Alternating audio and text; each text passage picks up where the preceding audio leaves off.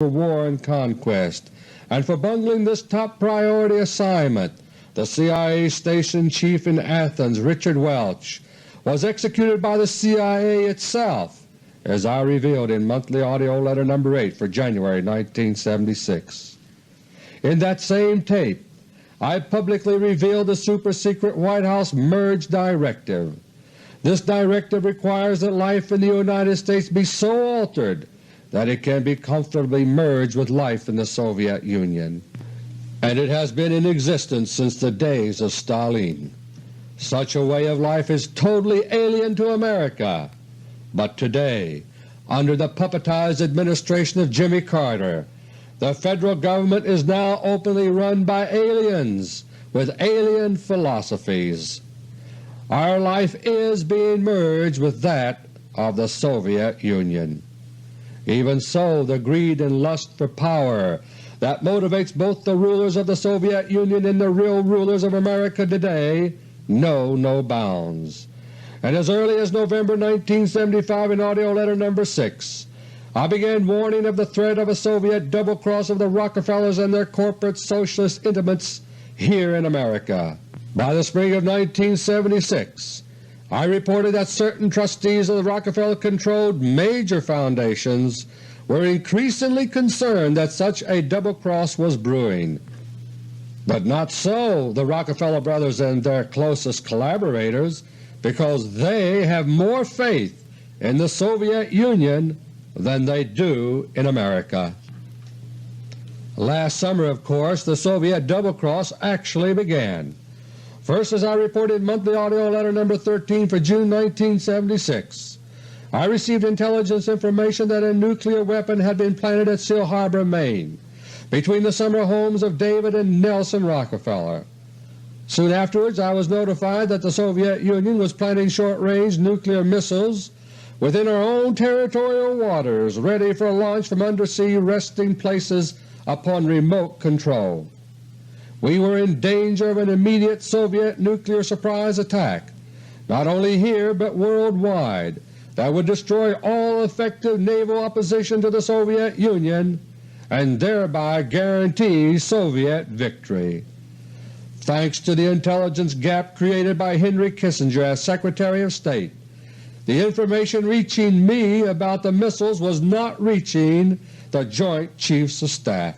Intelligence sources informed me that the only way action could be brought about to save the situation was by making it a public issue, so that is what I did by means of AUDIO Letters 14 and 15 last summer, and it worked, as I recounted for you in AUDIO Letter No. 16 for September 1976. But the four Rockefeller brothers long ago passed the point of no return.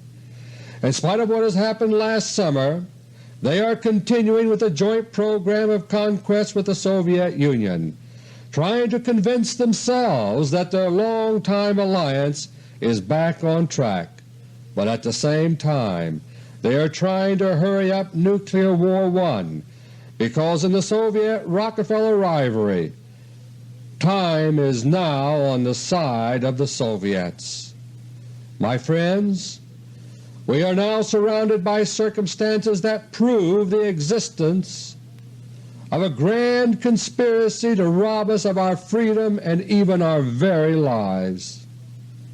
It is up to each one of us to open our eyes and see these circumstances for what they really are before it is too late. Topic number 2. Last month in AUDIO Letter No. 21 I explained what the words national security really mean to those who control America's government today. To them, national security begins and ends with the protection and the advancement of our unelected rulers themselves, not you and me. Nowhere is this more vividly proven than in the realm of war. We are taxed to the breaking point in order to support so-called national security. But when in this century has all of this prevented a war? And for all our vaunted intelligence gathering and early warning systems, when have you and I ever benefited by being warned in advance of an imminent conflict by the government? It has been proven beyond question, not only by circumstantial evidence, but by documentary evidence as well, that every single major conflict in the 20th century involving America has been known about in advance by our rulers. But this advanced knowledge has never been communicated to us, the nation at large, except once. In 1962, President John F. Kennedy did notify America of the warnings he had obtained of the imminent Cuban missile threat.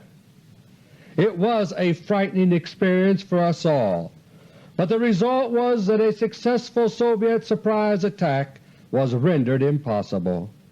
Barely a year later, Jack Kennedy died at the hands of the CIA for ruining this Rockefeller-Soviet gamble by acting in the interest of true national security, our security. But in the cases of two world wars, Korea and Vietnam, a different pattern has consistently applied. In 1916, Woodrow Wilson, the first American President to be a total puppet of the Rockefeller Empire, narrowly achieved re-election with the peace-oriented slogan, "He kept us out of war." Meanwhile, he was rapidly maneuvering America into war. 5 months after his re-election on April 6, 1917, America declared war on Germany, and soon American doughboys were off to fight the war to end all wars. There thousands died in trenches while trustees of the Carnegie Endowment for International Peace encouraged Wilson to extend the war because of the desirable changes it was producing in American lives. In 1940, with Europe once again aflame with war, President Franklin D. Roosevelt, like Wilson before him, appealed to peace sentiment in order to be re-elected. Even now, my friends, I can still hear those campaign words of FDR ringing in my ears. And I quote, "And while I am talking to you mothers and fathers, I give you one more assurance. I have said this before, but I shall say it again and again and again. Your boys are not going to be sent into any foreign wars." Unquote. But even as he won an unprecedented third term in this way, FDR was moving the United States rapidly toward war. On May 27, 1941, only 6 months after his re-election, and with Pearl Harbor still 6 months in the future, FDR proclaimed an unlimited national emergency to get ready for war. In the ensuing months, everything possible was done to provoke a Japanese attack on Pearl Harbor, and when this attack was known to be imminent, most of the United States Pacific Fleet was conveniently bottled up in Pearl Harbor as a tempting target. Only our aircraft carriers were kept far away from danger, since they would be indispensable for retaliation against Japan. Certain officials in the American government knew well in advance that war with Japan was coming. Proof of this can be found in many places today, some of them quite unexpected. One example is the autobiography of the Right Reverend Edward Randolph Wells II, published by Learning Incorporated, Manset, Maine, 04656. The book, entitled The Happy Disciple, is not basically about politics or economics at all, but about the career and life of an Episcopal minister. But it so happens that in the fall of 1941, Bishop Wells was the rector of Christ Church in Alexandria, Virginia, the Church of George Washington.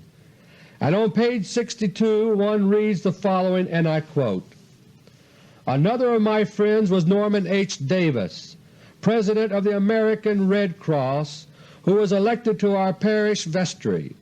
He was very close to President Franklin D. Roosevelt and saw him frequently.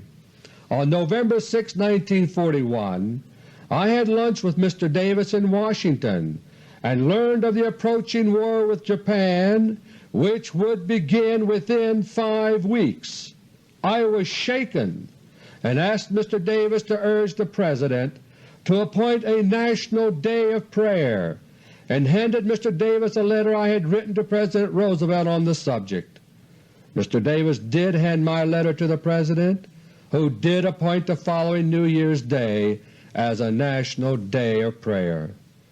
I was so moved by the luncheon revelations that later that very day I sent our mimeograph postal cards to the congregation stating, "The Rector is preaching a sermon at 11 a.m. service on Sunday, November 9th, which he feels is sufficiently important to call to your attention.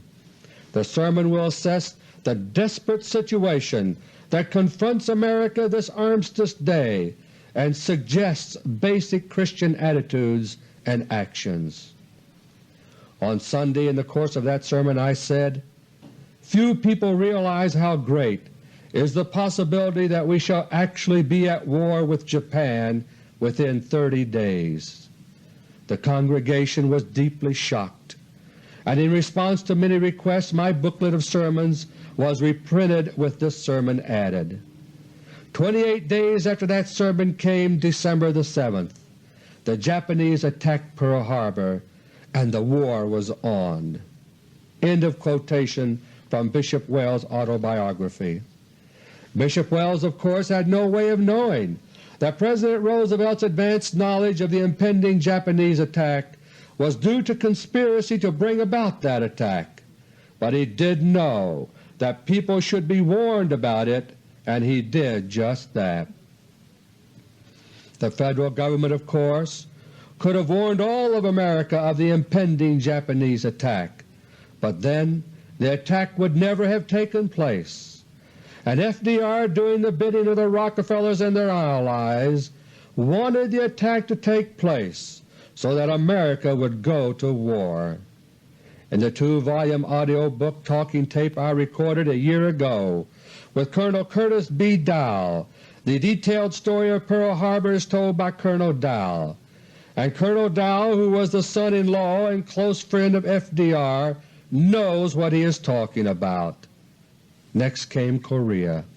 On June 21, 1950, Assistant Secretary of State Dean Rusk testified before Congress to the effect that there was no indication of any impending North Korean attack on South Korea.